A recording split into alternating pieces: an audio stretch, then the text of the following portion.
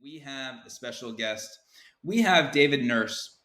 He's NBA mindset coach, 2 times best-selling author and motivational speaker. I'm so excited to bring on David Nurse, and we're going to pop back on Robert here, and we're going to have a great conversation around mindset and what it takes to not only operate at the highest levels, but be happy and be successful at the same time. Here we go, David. Welcome to the show, and I'm popping on Robert. David, what's going on today?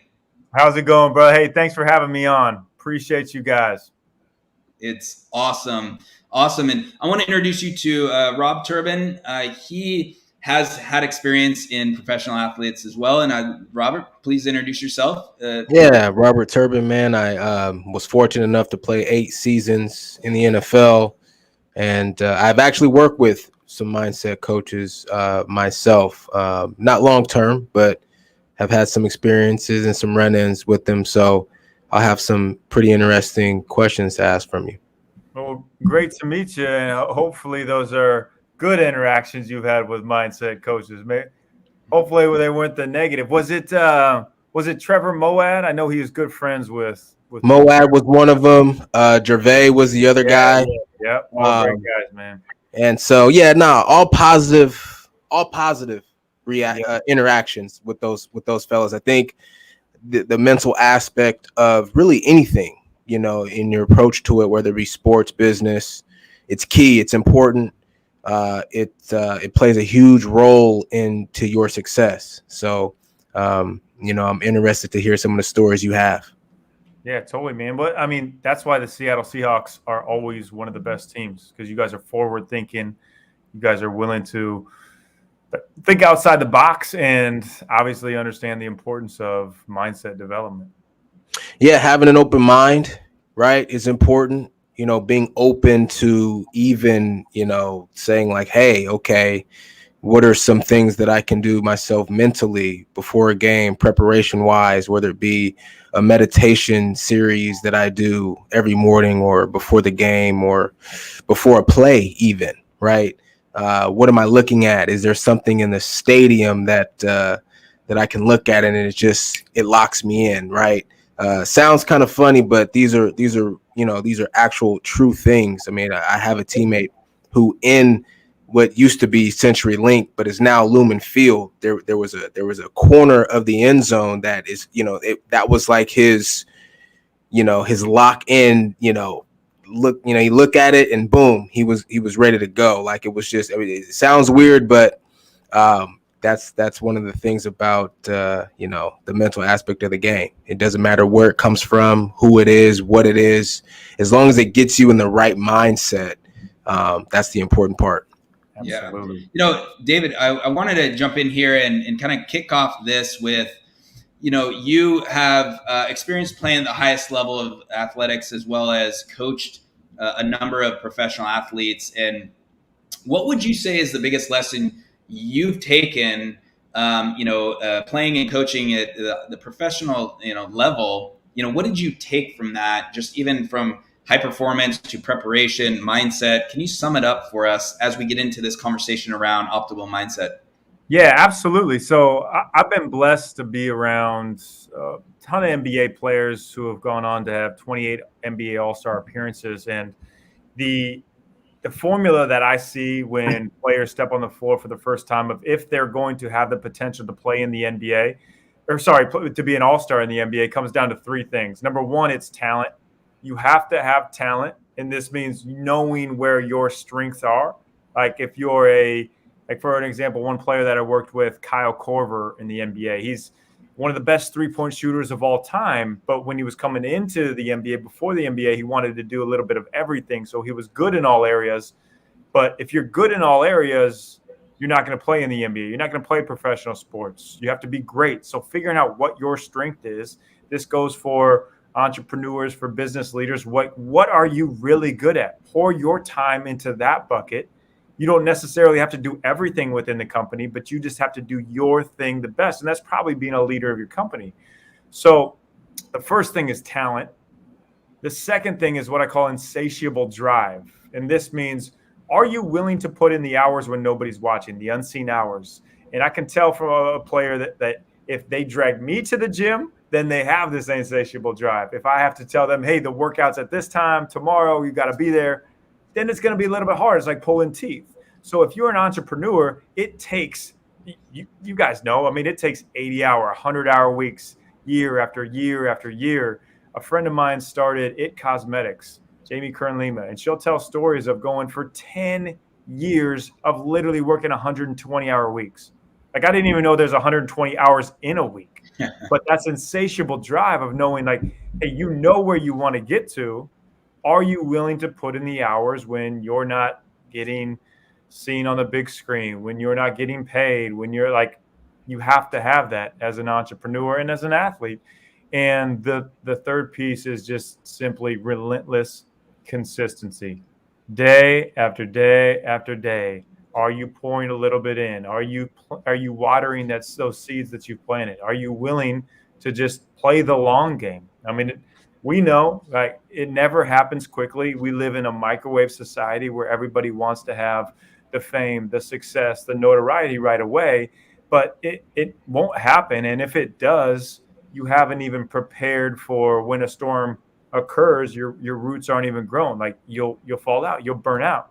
Like when I was coaching in the NBA at 27 years old with the Brooklyn Nets, like, I didn't know what I didn't know. Like, I was too young to have that position. I got there quickly. Took me a while. I thought it took me a while, but in the grand scheme of things, that's still too young. An example that I like to use is my uncle, who coaches the Toronto Raptors. He won an NBA championship in his first year as a head coach. And people were like, whoa, man, lightning strikes in a bottle. He got lucky, first year head coach. No, he'd been coaching for 27 years as a head coach before that, small South Dakota colleges over in Belgium, England, where you don't even know they play basketball, as a head coach. But he lived in that mindset that he would be a head coach, an NBA championship head coach. So talent, you have to have it, know where your strengths are, insatiable drive. What are you willing to do when the lights aren't on? And then just the day after day preparation of relentless consistency. Love those. Love those. Rob, what would you add to that? What would I add to that? He's the professional. You know what I'm saying? I'm here to ask the questions, but I think I think out of the three that you named, I'm just kidding, by the way, Nick. Out of the three that you named, the second one is certainly important. I think it's the driving factor. Knowing your strengths are huge as well, but for someone who is determined to be as good as they can be, great as they can be in all things, you're always trying to evolve and develop, new skill sets, right? You want to get better at the things you're not great at, and you want to continue to sharpen the sword, for lack of a better word, of the things that you are great at, right? The one question that I had for you, though, and this could be sports or business, what are the indicators for you? Obviously, you talked about talent. So talent is it's widely ranged, right? You're going to have guys who are really, really talented, and you're going to have people who aren't as talented, right? Perhaps they have to do a little bit more work in order to accomplish the things that they want to accomplish. And so everybody can probably use some sort of mindset or mental coach, but not everybody, quite frankly, needs one. And so for you, as you go into, I guess, a scouting mode, for lack of a better word, what are some of the indicators that you see in folks that lets you know, like, hey, they could use some services like mine? Yeah, and to be honest, I think everybody needs a coach, like myself included. I think coaches is just as accountability, people that have been there before. The player is the hero. The coach is just the guide to help them get there. So a big thing that professional athletes struggle with, everybody in life struggles with, is confidence. And that's the number one thing that I see NBA players struggle with. If they miss 5-6 shots, or they have a couple bad games and the media starts coming after them, like, how do they feel?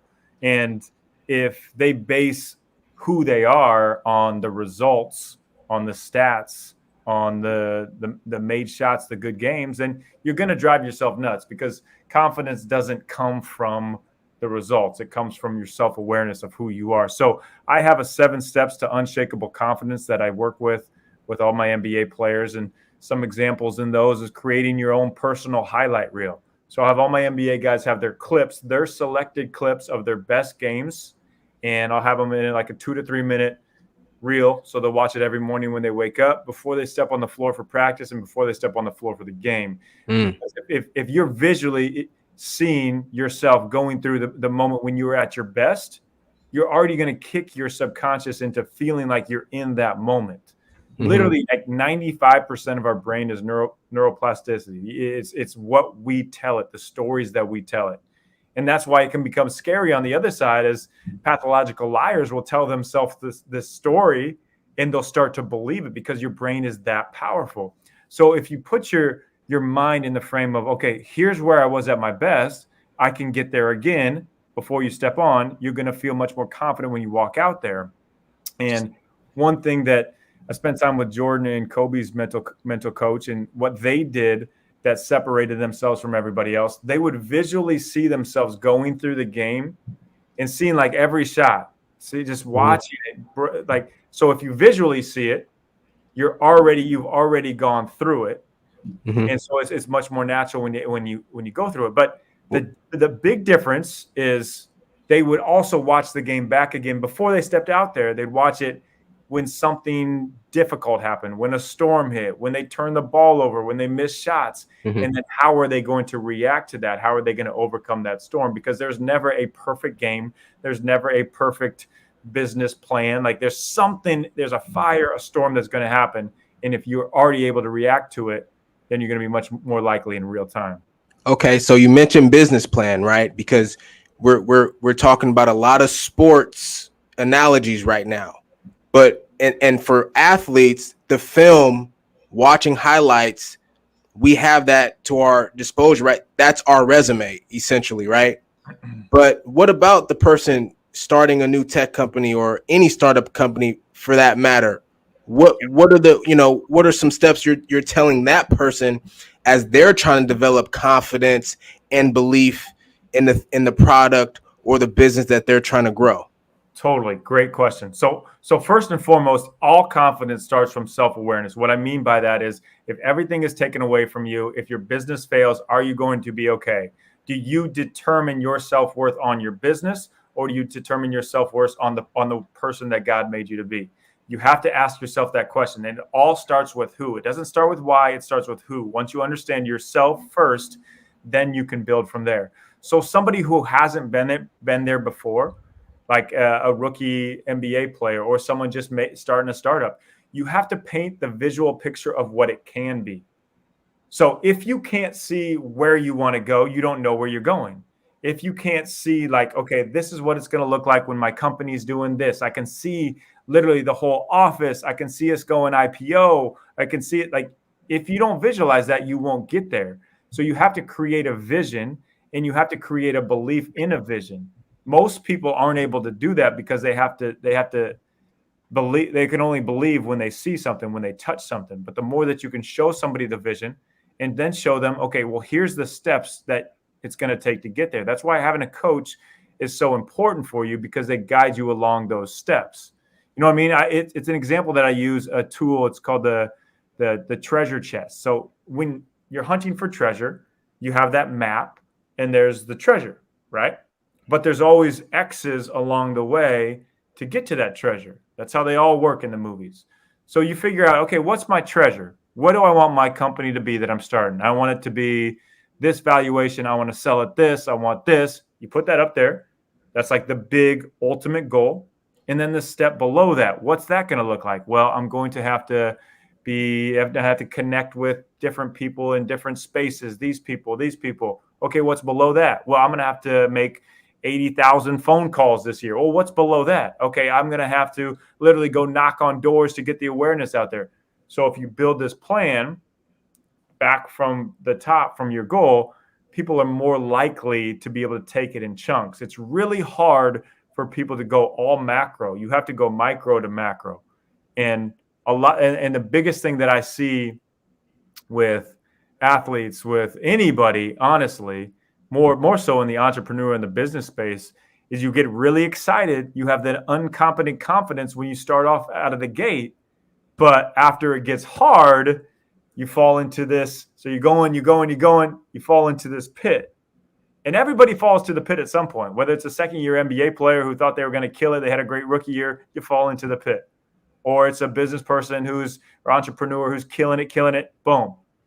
How do you deal with that pit? Most people give up. Most people suffer in the pit and they can't get out of it. But the people that are willing to embrace that pit, that suck moment, and know, like, okay, the longer that this coal, say you're a piece of coal, sits in this fire, the shinier the diamond is going to be on the other side. And most people will give up. Yeah. So I think when we go back to the first point of when I was given the points of what makes an all-star, there's a skill set called don't give upness. Literally, if you don't give up, if you keep going, you're going to learn along the way. Like I like to say, life is the analogy of a long hallway. And there's doors on each side. You go in one door, you learn something there. Okay, well, now you go to the next one and go to the next one. You're just continuing to learn as you go. And that's the process for an entrepreneur, for an athlete, for any type of business person. Yeah, David, you kind of got to the question, started to get to the answer of the question I was going to ask, really about, we're talking about optimal mindset. We're talking about, these areas that you really had already pointed out and focused on. But what happens when people do fall into that? What are some recovery strategies or ideas, as we all do? I've actually talked about it. Like, man, pandemic was not fun in some ways for me. And, we were kind of wandering around like, what the hell's going on here? And everyone went through their own stuff. And so when you find yourself in a hole, what strategies or tactics do you encourage people to take, especially with that mindset, to get them back? And it can happen in a day. It can happen in a minute. But what is it? Love it. Love it. And I love that you snapped your fingers there. That is a cue that I use. So when we're talking about, everybody has their stuff, the pandemic, we're thinking about that.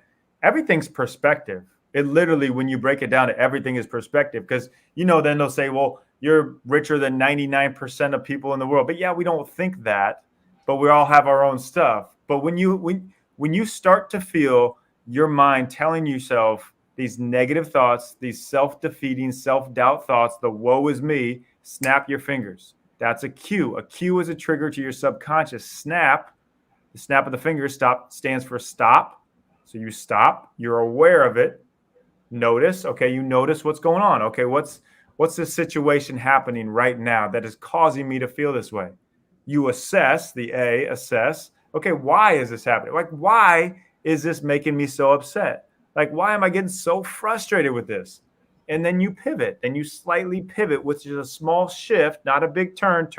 Change is daunting. A small shift in your perspective that opens up a different perspective. So just having this cue of when these types of thoughts come into your mind is a really effective tool to have, because the hardest thing is when negativity comes in you is it overcomes you. Our natural inclination as people is we want these negative thoughts, these self-doubts will fill us unless we stop them. So you have to be aware, and you can snap your fingers, you can write it down, you can make a check mark in your phone, whatever your tracking system might be. But the most powerful thing to do in these pits that you fall in is go search somebody who's been there before. You're not the first one to go through what you're going through. There's tons of people. If you go on Google right now and search successful billionaires who went through struggles, you'll find tons of them. Literally go do the Kentucky Fried Chicken Colonel Sanders guy. Read his story and then think if you're going to be okay, like what he went through.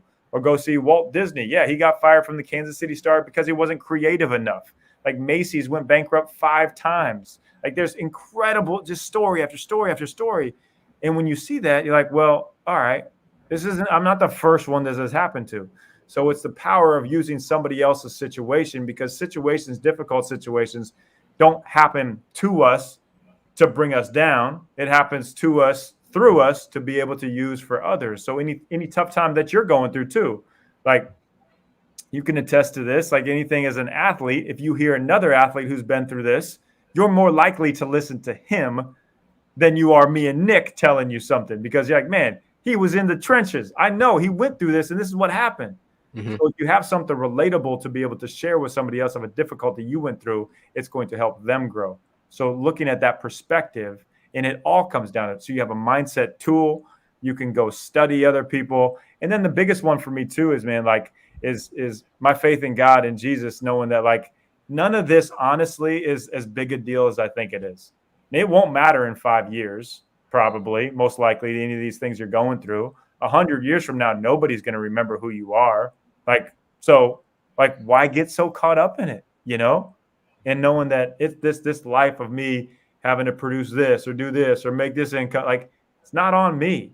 I don't have to go through it alone. I know that I have Jesus. I know that I have God that I'm following, that it takes a ton of pressure off me. Yeah. Robert. Yeah. Last question, man. Yeah. We're talking a lot about, individual mentality, right? And overcoming some mental blockages and things like that, falling into a pit, climbing out of it.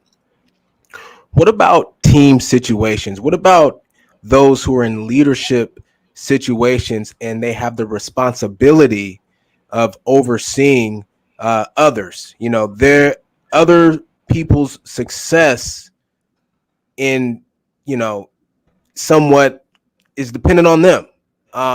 What are some of the strategies that you tell guys and girls and folks who are in leadership positions? As far as just like leadership tips on how to lead, or are you talking about how to lead through crisis?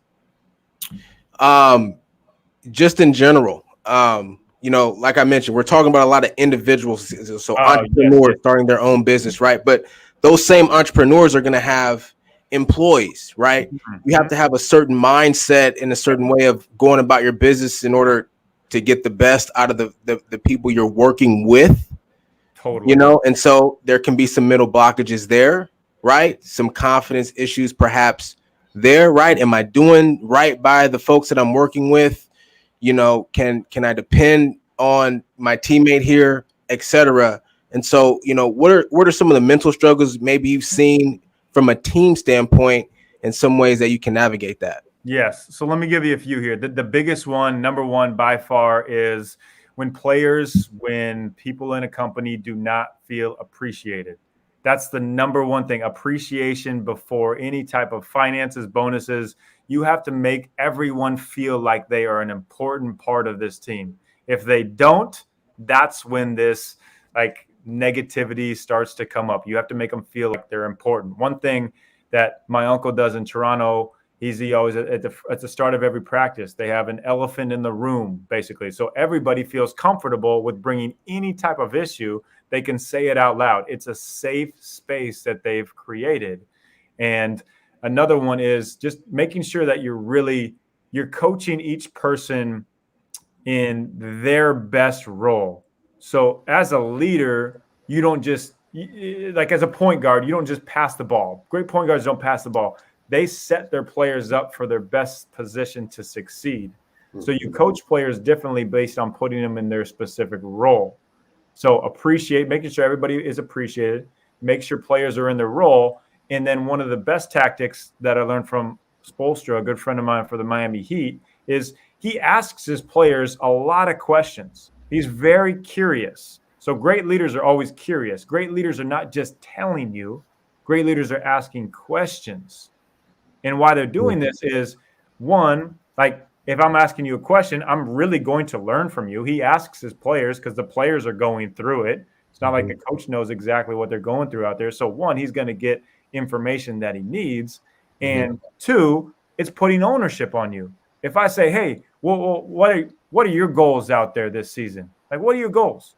And you're going to tell me, man, you're going to be the best defensive player. You're going to hustle all over the place. Like, that's what I want of you. So I'm trying to shape you into knowing what your role is. But two, you're taking ownership because you said that. See how the difference is? If I tell you to do that, you're probably like, well, whatever, But if you tell me, then the ownership's on you.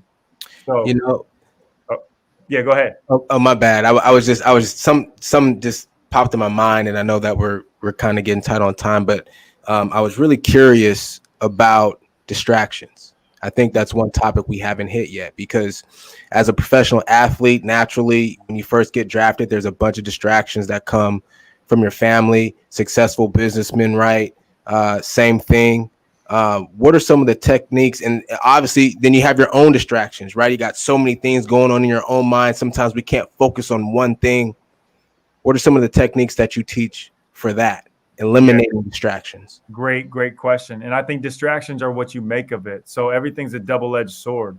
If you say, hey, social media is a distraction, that's because you're scrolling through it and you're listening to the noise that everybody's saying. But if you're saying, hey, social media is a platform for me to spread my message and spread my word, and that's how you're going to use it. So just like a hammer is a great tool to build a house. One of the best tools to build a house. It's also one of the most brutal murder weapons if you use it that way. It's how you use your distractions. It's, hey, my family is a distraction. Okay, is it? Or you want to bring your kid to the gym so he can learn about hard work and just be around that. So you decide how you use your distractions, but it's how you bucket your time. It's on that person. If you're going to say, okay, well, here's my time for social media. I'm going to give myself 30 minutes a day, and here's the bucket. You have to create the schedule. You have to control your schedule, because if you don't, the distractions are always going to control you. And you have to make your decision. Okay, well, am I going to help family members out who come out of the woodwork and ask me? Are you or aren't you? If you don't know going into it, then you're going to be hit and miss all over the place. So you have to really set your boundaries early and decide, okay, this distraction, everything can be a distraction, but also most things, majority of things can also be a positive if you just use it the correct way. Yeah. And Luis, we have one last question. Welcome to the conversation. What were you thinking and wanting to ask David before we're done here? Hey, David. Yeah, this has been so good and so helpful on so many levels. My question would really be around another thing you might say to founders. One thing that we like to say here is that it doesn't matter if you're a beginner or if you're, if this is your fourth startup, you still need to stay fresh. You still need to learn. You still need to practice and be coached. What do you say to founders who are like so difficult, or don't find it's so difficult to find time to do that, or think that they don't, how am I going to fit in, getting coached by somebody or learning these mindset tips, or what do you do to get through somebody who's feeling resistance towards this, or, how do you get them to make that time and make that a priority? Absolutely. So time is all what you make of it. We all have the same amount of time. It's not about time management. It's literally about intentionality and energy management. So create is a tool that I use with CEOs, businessmen. You create a circle, a pizza, literally a pizza. There's 24 slices in that. So there's an activity you can go through, and you will literally see how much time you actually have. So slice those up. Let's say 8 hours sleeping, 8 hours working, an hour commute, an hour working out. And then you continue to put all those pieces in there. And every time that I've done it, the people that have done it come up with about 4 to 5 hours of complete free time where they were either watching Netflix or on social media. Seriously, it happens. And then people are like, oh, well, I actually do have more time. I'm just making that excuse. And then you create your pizza of the ideal one where you want to spend that time. But the personal development and your continued learning is just like a workout. If you want to get in great shape and stay in great shape, like, you don't just work out a few times. You work out when you're in the NFL and then you don't work out again. Like, you're not going to stay in great shape. You have to continue to pour into yourself. So if you have resistance against it, you're not going to be successful. I'll just put it that way. And you just have to literally, you make the time for it. Even if it means, you know what, I'm going to wake up 30 minutes earlier. Like, that 30 minutes, you add that up over 365 days. I don't know that quick math on that, but that's a lot of hours. Yeah. Awesome. Thank you. David, I just want to thank you so much for joining us. This has been tremendous. What you just shared, mindset, whether you're an athlete, you're an entrepreneur, you're a founder, business owner, it was just incredible. Thank you so much. Thanks, guys. Appreciate you. Take care. And so we've got the website there, davidnurse.com. You all check it out. Feel free to reach out. And hey, subscribe to the 3-pointer. Tell us about that real quick before we're done. Oh, yeah, the 3-point newsletter. So every week you go to my website, sign up right there. You're going to get 44 of my most powerful mindset tools sent directly to you. Then each week I'm sending out a book that I'm reading. a podcast that I think is really valuable and a mindset tool that I think can change the trajectory or the perspective that you have. Perfect. Check that out, everyone. All right. Thank you so much, David. This has been a pleasure. We're going to pop you off. So enjoy the rest of your day. Thanks, guys. Thank you. Thank you.